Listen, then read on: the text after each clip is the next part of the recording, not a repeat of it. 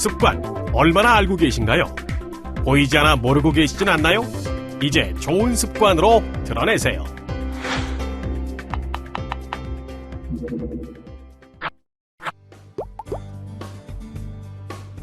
차유리 대리는 현장에서 근무하는 직원들이 필요로 하는 새로운 직무교육 과정을 만드는 프로젝트를 진행 중입니다. 그래서 타 분야의 전문가를 만나 업무 내용을 살펴보고 반드시 알아야 할 것들을 꼼꼼히 메모하며 교육 내용을 정리하고 있습니다. 오늘도 성실히 미팅을 마치고 자리로 돌아온 차대리, 조사한 자료를 꼼꼼히 살펴봅니다. 아니 그런데 이런 메모한 자료들을 다시 읽어보아도 도대체 무슨 이야기인지 정리가 되질 않습니다. 뭐라고 메모한 건지 자신이 작성한 메모를 보아도 쉽게 확인이 되질 않는군요. 이야기를 들을 때는 분명히 이해했다고 생각했는데 왜 매번 기억이 잘 나지 않는 걸까요? 에휴, 메모는 왜 한 거야?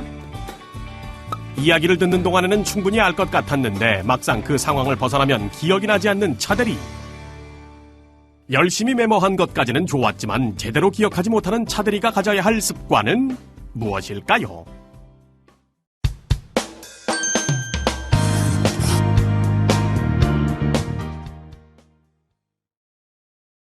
업무를 수행하면서 지시를 받거나 회의를 할 때 메모를 하는 것은 이제 거의 에티켓이라 할 수 있습니다. 당연히 내가 모든 것을 기억할 수 없으니 기록을 통해 내용을 확인하는 것이 필요하지요.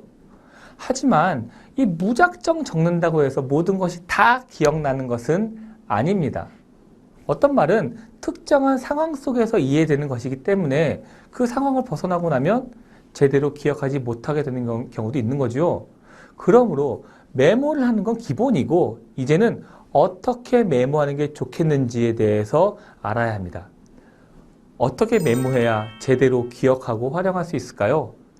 오늘은 올바른 메모 습관에 대해서 알아보겠습니다.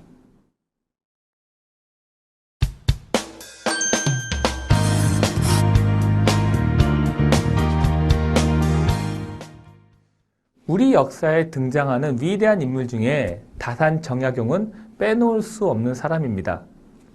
누구나 국사 시간에 한 번쯤은 들어봤을 만한 수원성의 축조, 거중기의 개발, 목민심서와 같이 위대한 책을 쓴 사람이지요.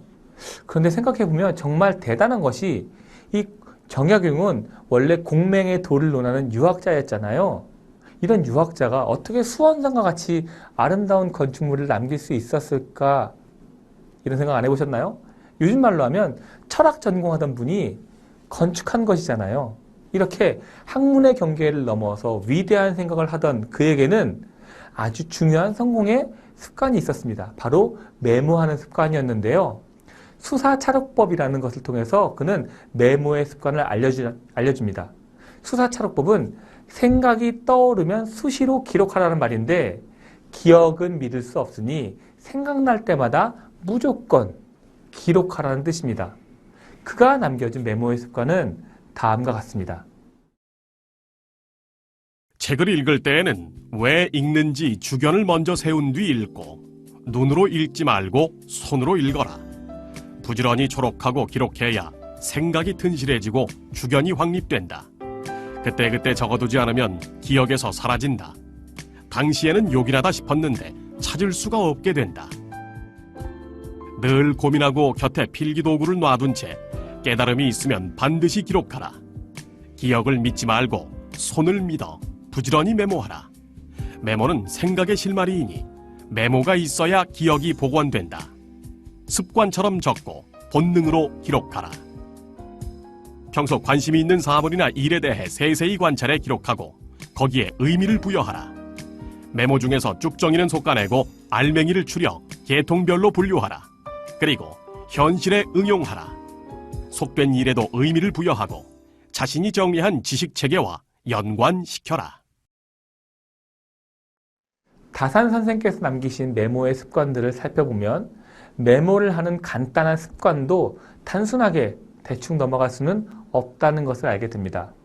그는 자신만의 명확한 관점을 갖고 사물과 일에 대해 관찰하고 의미를 부여하는 노력이 새로운 생각을 낳게 하고 그렇게 낳은 새로운 생각은 언제나 기록해야 하는데 기록을 하더라도 알맹이를 추려서 계통별로 분류하는 것이 필요하다고 안내하고 있습니다. 즉 언제나 새로운 생각을 하고 메모를 하되 생각을 정리하고 분류하는 기준이 필요하다는 것입니다. 그렇게 해야 단편적인 생각에 머물지 않고 생각들이 전체적인 체계를 갖고 정리된다는 것입니다.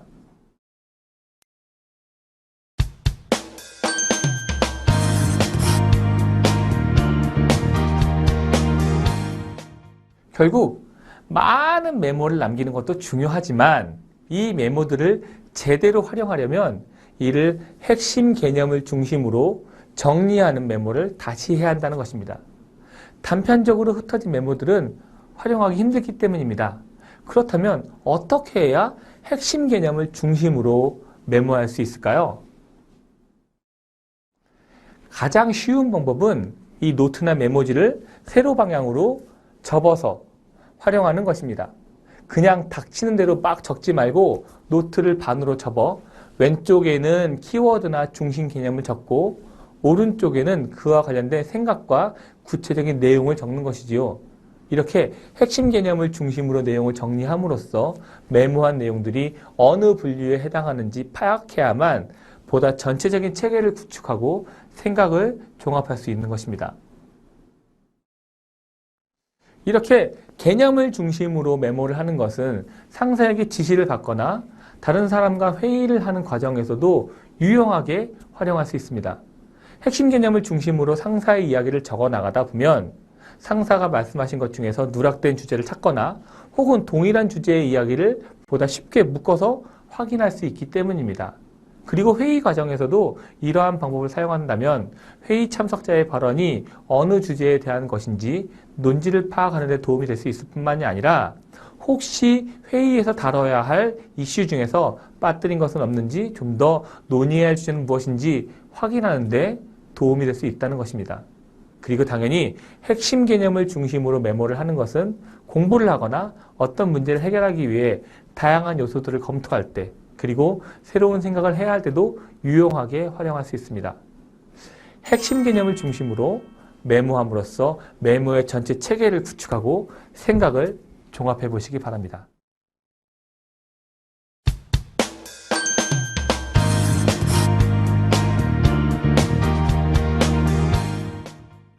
좋은 메모를 하기 위해서는 메모 방식만이 아니라 메모 도구에 대한 습관 역시 매우 중요합니다.